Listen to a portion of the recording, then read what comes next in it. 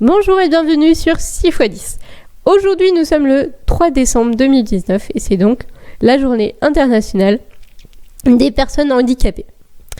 À cette occasion, j'aimerais aujourd'hui vous parler d'un sujet dont on ne parle pas assez d'après moi, c'est l'acceptation du handicap. L'acceptation du handicap, pour moi, elle s'est faite assez progressivement. J'ai commencé à prendre conscience de mon handicap à partir du CP-CE1, voilà. En fait, dans ma tête, c'était les gens ils jouent à ça, mais à quoi ça sert de jouer à ça ? Qu'est-ce que ça leur apporte ?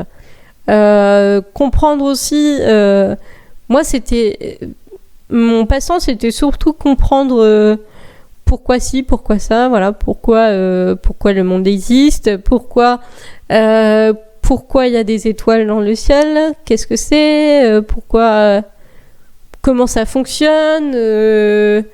Et puis la science, l'histoire, voilà, des choses qui n'intéressaient pas les autres en fait. Enfin, beaucoup d'autres.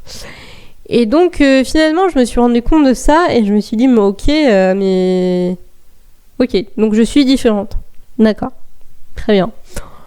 Et ok, écoute, je vais faire avec, mais j'accepte ma différence. À l'époque, j'avais des amis, je précise. À l'époque, j'avais ma meilleure amie qui était dans ma classe, donc c'était super. Donc, meilleure amie dans la cour. Jusqu'en CM1, où ma meilleure amie n'était plus dans la cour, puisqu'elle avait déménagé. Et là, j'étais seule face à mes camarades de classe et à un certain enseignant. Et là, je peux vous dire que là, j'ai un peu regretté ma condition de différence. Parce que tout le monde avait des facilités dans certaines matières. Moi, j'en avais pas du tout en sport, notamment. J'étais nulle en sport, clairement. Voilà, il y avait plein de problèmes parce que j'étais lente. Et ça, le professeur, l'enseignant me l'avait bien fait comprendre et l'a bien fait comprendre à mes camarades de classe. Donc voilà, donc là par contre, oui effectivement, la différence a fait que j'ai fini par déprimer un petit peu. Mais cette même année, on a fini par me diagnostiquer 10. Le diagnostic pour moi, ok, j'ai ça, très bien, ça marche. Ça m'a pas plus choqué que ça parce que je savais déjà que j'étais différente, donc effectivement pour moi ça m'était égal quoi. C'est qu'à partir vraiment du collège en fait que j'ai vraiment compris le fossé entre moi et les autres. En fait, ce qu'il faut savoir, c'est que donc à partir de la 6e, j'ai vraiment commencé à subir du harcèlement scolaire. Je vous en avais fait parler d'ailleurs dans ma dernière vidéo. Et donc, finalement, je me suis dit, ok, il y a ça, mais il y a aussi le fait que les autres ne me comprennent pas. Donc, pour qu'on me comprenne, j'ai essayé de faire un petit exposé sur mon handicap. À l'époque, on disait surtout la dyspraxie parce que on voulait pas s'attarder sur tous les troubles 10, évidemment. Mais voilà. Donc, la dyspraxie, on essayait de schématiser et en fait, je me suis rendu compte que c'était encore pire encore plus complexe que ça en réalité quand on commence à toucher aux neurosciences, ce que j'ai fait il y a à peu près un an en fait. À partir du moment où j'ai créé mon entreprise, j'ai fini par commencer à m'intéresser aux neurosciences en fait, tout simplement. Et donc là j'ai vraiment encore plus compris qui j'étais grâce à ça. Donc oui, effectivement, la compréhension des autres et la compréhension du fonctionnement de notre corps, de notre esprit, fait que on peut avoir une meilleure acceptation. Et puis on peut du coup adapter, s'améliorer, comprendre comment on peut faire pour contourner un problème. Voilà, la persévérance aussi. Alors, il y a toujours quelque chose que ma phoniatre m'a dit. Donc, la phoniatre, c'est celle qui m'a diagnostiqué pour les 10. quand on veut, on peut. Et j'aimerais ajouter à cela une citation que j'ai mis d'ailleurs ce matin sur mes réseaux sociaux, c'est celle de Tim Burton, qui dit pour réaliser l'impossible, il faut croire que c'est possible. Alors c'est peut-être pas exactement comme ça, mais c'est un truc du genre. Voilà.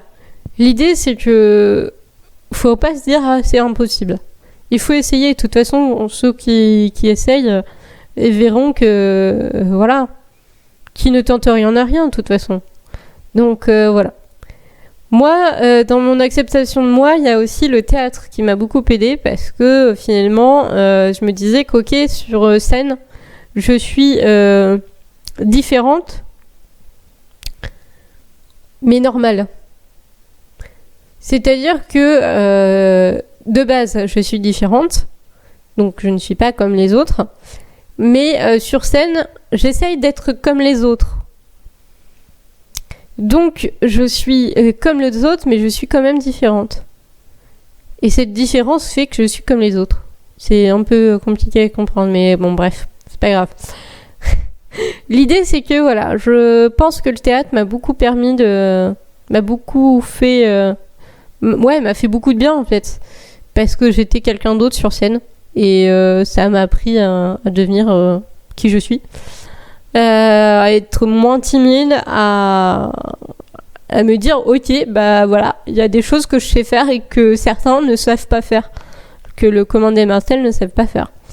Donc bah voilà, j'étais capable de monter sur scène, j'étais capable d'être devant plus d'une centaine de spectateurs. Donc voilà, pour moi c'était aussi une victoire. Puis j'étais à l'aise à l'oral, donc je me suis dit bah ouais, pourquoi pas quoi. Donc ça, le théâtre, ouais, franchement, ça m'a vraiment permis aussi de m'accepter moi-même, d'accepter mon handicap. Qu'est-ce qui a contribué aussi ? Le développement personnel. Ça, c'est quelque chose que je conseille énormément parce que moi, très personnellement, ça m'a vraiment sauvé la vie. Si j'avais pas eu le développement personnel, clairement, je pense que j'aurais pas créé mon entreprise. J'aurais pas été aussi loin dans les études. J'ai quand même un bac plus 4 niveau bac plus 5 en informatique. Voilà. Le fait que j'ai pas eu le bac plus 5, c'est indépendant de ma volonté en fait. Je vous l'avais déjà raconté dans une de mes vidéos témoignages. Donc je vous laisse aller les voir si vous voulez. Voilà. Donc voilà, pour moi, l'acceptation du handicap, ça vient au fur et à mesure. Donc vraiment, ce que je peux vous conseiller, c'est de regarder les qualités que vous avez et pas forcément tout le temps les défauts, parce que en fait, à force de se stigmatiser ou d'être stigmatisé, on finit par croire qu'on est mauvais. On finit par croire qu'on est l'incapable, le boulet de toute la terre. Et puis en fait, il y a des forces qui se cachent derrière ça. De toute façon, qu'on soit handicapé ou pas, il y a toujours des forces, des faiblesses, et il y a toujours un bon côté dans l'humain. Même dans un méchant, il y a du bon côté. C'est triste, c'est bizarre à dire, mais même dans un méchant, il y a des bons côtés. Voilà. Je vous laisse donc sur cette note positive, et je vous dis à très bientôt sur Syphilis.